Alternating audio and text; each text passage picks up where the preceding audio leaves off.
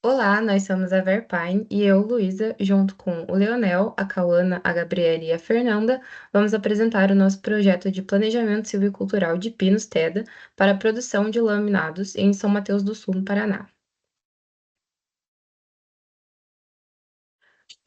O pinus foi introduzido no Brasil há mais de um século por imigrantes europeus, mas aqui no nosso país ele se encontra principalmente na região sul e sudeste. Ele se destaca pelo seu amplo uso em diversos processos mecânicos, na fabricação de peças serradas para estrutura, móveis, embalagens e molduras, principalmente. O objetivo do nosso projeto consiste na elaboração de um planejamento silvicultural de um plantio para produzir 150 toneladas mensais de madeira para palitos de sorvete em um período de 6 anos, e a nossa propriedade fica localizada em São Mateus do Sul, no Paraná. A nossa empresa, ela faz produção de madeira de pinos e a gente trabalha principalmente com a madeira de pinos Teda. O nosso foco é fornecer as histórias como destinação à laminação e, novamente, estamos localizados em São Mateus do Sul. O solo da região ele se caracteriza como câmbio solo áplico em associação com o solo litólico e latossolo vermelho, com associação ao nitossolo áplico. O clima da região é um clima subtropical úmido mesotérmico, que é um clima ideal para cultivo de pinos. Possui uma temperatura média de 18 graus e uma pluviosidade que fica em torno de 1.552 milímetros anuais. E se encontra a uma altitude de 790 metros. O mercado consumidor. A nossa região do nosso empreendimento é um local com facilidade de acesso, tem informações regionais também, de uma facilidade de acesso grande. A necessidade da madeira que vamos produzir tem um diâmetro de 30 centímetros, que é o ideal para o nosso consumidor final, e os outros sortimentos produzidos irão contribuir para a rentabilidade do nosso negócio. Bom, em relação à legislação ambiental do nosso empreendimento, a gente não encontrou dados ou portarias normativas que definissem as silviculturas do pino para São Mateus do Sul. Então, nós definimos através da normativa para a região do Paraná. Segundo a portaria de número 275 de 2003, ela estabelece procedimentos para o cultivo de pinos, assim como ela define a lista de espécies exóticas invasoras do estado do Paraná.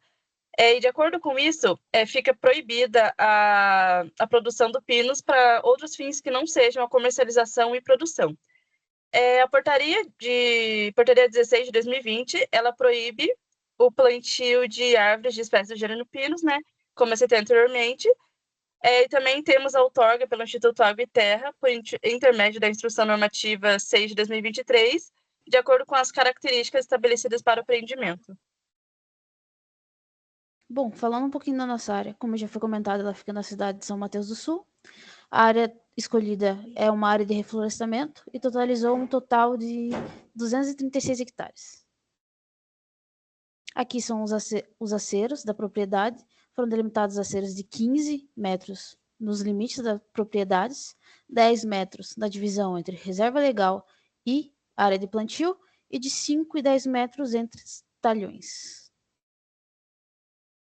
Aí aqui para facilidade de planejamento e de produção, a área foi dividida em 6 UPAs, unidades de produção anual. E aí aqui é o croquis final já com benfeitoria. Aí aqui nós temos as porcentagens de uso da terra, de acordo com a legislação, foi delimitado um total de 22,7% de reserva legal, 4,6% de APP relacionados a cursos hídricos, área de efetivo plantio de 151,8 hectares, benfeitorias 3 hectares, estradas e aceiros, uma área de 16,79 hectares. Para a limpeza do nosso terreno, nós utilizamos um triturador de resíduos para realização do preparo do solo. Esse triturador é um triturador florestal, modelo Ecotritus, e ele também é capaz de realizar o rebaixamento dos tocos do pinos e limpeza de capoeira, grelhadas e outras coisas.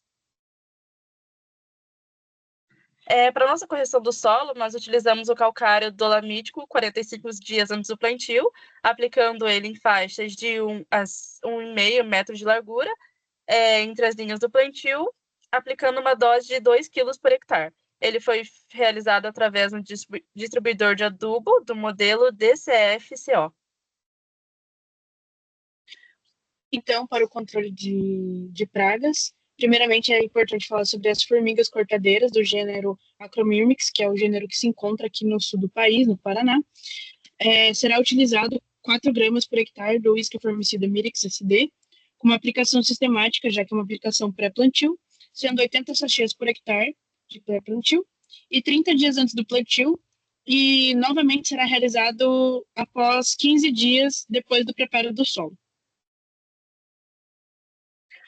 O controle das plantas daninhas também será realizado antes do preparo do solo, né? Antes do plantio, na verdade, sendo 45 dias antes do plantio e 60 dias após o plantio. Será utilizado o herbicida Chopper Florestal, que é o que possui o ingrediente ativo imazapyr, e nas quantidades de 0,750 kg de ingrediente ativo por hectare. Esse herbicida foi escolhido porque ele possui características de pré-emergente e pós-emergente, além de possuir um efeito residual de aproximadamente 120 dias após a sua aplicação. Para o preparo de solo e demais atividades, a gente optou por escolher o trator BH 180, que possui 180 cavalos, que é um tamanho necessário para as atividades que serão realizadas e vão trazer uma garantia de produtividade. O trator também irá conter um dispositivo denominado como bigode, para delimitar a distância lateral entre as linhas de plantio que serão demarcadas, e também a utilização de um limpa-trilho para retirar galhos e acículas.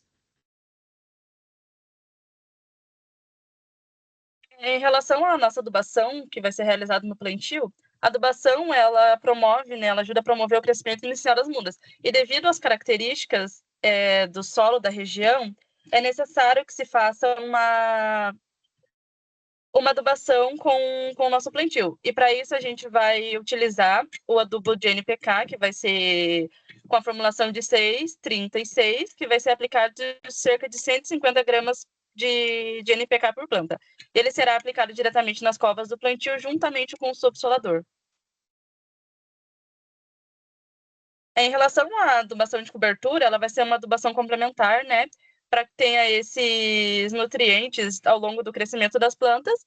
E vai ser aplicado doses de nitrogênio e óxido de potássio, sendo 70 gramas de nitrogênio e 60 gramas de óxido de potássio por hectare, sendo aplicado de forma parcelada. E é bom a gente definir as épocas de adubação por meio do acompanhamento visual ou do crescimento dendrométrico do povoamento. O espaçamento do nosso projeto vai ser de 3 por 3 metros do plantio das árvores. A gente escolheu ele com o intuito de promover um crescimento mais uniforme e contínuo das árvores ao longo do tempo, por conta de que cada árvore pode ter mais espaço para se desenvolver, resultando no aumento da produtividade individual e em volume, ao mesmo tempo em que o nosso espaço efetivo de plantio não seja reduzido. O plantio vai ser para as mudas do plantio. Ai, meu Deus. Não, as mudas do nosso plantio vão ser a Pinus Teda F2, West Rock Rigesa, que elas são oriundas do viveiro Paraíso Verde, mudas florestais. O preço de cada muda vai ser R$ 1 e elas vão ser plantadas através de uma ferramenta manual, rápida e eficaz, que é o chucho. De acordo com os nossos cálculos, o total de mudas que vão ser necessárias para todo o plantio serão 185.569 mudas. E caso necessário, se a gente eventualmente tiver uma mortalidade superior a 5% dessas mudas, será feito o replantio com o auxílio de uma plantadeira manual. E se chegar a acontecer, esse replantio pode ser realizado até 30 dias depois do nosso plantio inicial. Em relação à roçada de manutenção, é importante que a gente faça essa etapa para que sejam controladas plantas que causem competições com as nossas mudas desejadas, né? E para isso a gente vai usar a roçadeira manual da marca Steel, modelo FS 290, e no primeiro ano da roçada de manutenção serão realizadas manutenções a cada 3 meses, e no segundo ano serão realizadas a cada 6 meses. O controle de formigas cortadeiras após o plantio deve ser realizado após 1 ano e de maneira aplicada caso haja ninhos ou plantas atacadas. Em relação à adubação, serão aplicadas as adubações em forma de filete contínuos na projeção das copas e após o fechamento em faixas de 30 centímetros entre as linhas do plantio, sendo aplicadas 70 quilos de nitrogênio, 60 quilos de óxido de potássio de forma parcelada, como citei anteriormente, e se for necessário, ao longo da evolução do plantio, deve ser realizada uma nova adubação de manutenção, quando as plantas atingirem cerca de 7 a 8 anos. Para a condução do nosso plantio, faremos a realização de podas para obter uma madeira livre de nós para o nosso produto final. Vamos realizar essa poda quando as árvores apresentarem aproximadamente 2,5 metros de altura. Faremos 2 intervenções de podas, começaremos aos 3 anos de idade, sendo finalizado aos 6 anos. Vamos retirar os galhos com diâmetros inferiores a 10 centímetros. Em questão de desbaste, faremos um tratamento silvicultural necessário à medida que se dá o crescimento das árvores, buscando liberar mais espaço entre as árvores remanescentes, auxiliando na incrementação do diâmetro. Faremos também 2 desbastes, o primeiro sistemático aos 12 anos e o segundo desbaste aos 16 anos, sendo um desbaste seletivo por baixo. Aqui são os nossos rendimentos operacionais de todas as etapas que serão realizadas e necessárias para o nosso planejamento silvicultural. O fluxograma de operações, que organiza as operações e quando elas serão realizadas. Esse aqui é o nosso cronograma mensal, que consta os principais processos do nosso planejamento, e os meses onde serão realizados cada uma dessas operações. No nosso cronograma anual, embaixo a gente tem a legenda com cada ciclo de plantio, e no cronograma a gente consegue ver onde eles serão aplicados, em quais anos serão realizadas as etapas e os processos. Para a prognose da produção, foi utilizado o software Cispinostera, da Embrapa. Utilizamos uma homogeneidade da muda de 5, o índice de sítio de 20, e o primeiro desbaste, como o Leonel mencionou, foram aos 12 anos de sistemático, sendo removidas 277 árvores por hectare. Para definir esse desbaste, a gente usou o método do cruzamento das linhas de ICA e IMA da área basal. E depois, aos 16 anos, foi feito um desbaste seletivo por baixo, no qual foram removidas 222 árvores por hectare. E o método utilizado para definir esse desbaste foi o método Arruda-Veiga da linha guia, sendo esta linha guia de 38,5 metros quadrados por hectare. Então, aqui a gente pode ver o prognose, né, da produção até os 12 anos antes do primeiro desbaste. Aqui o primeiro desbaste, após o primeiro desbaste, como ficou o povoamento. O sortimento das árvores removidas no primeiro desbaste. O segundo desbaste, como ficou o povoamento após o segundo desbaste. E o sortimento das árvores removidas no desbaste de 16 anos, né, que foi o segundo desbaste.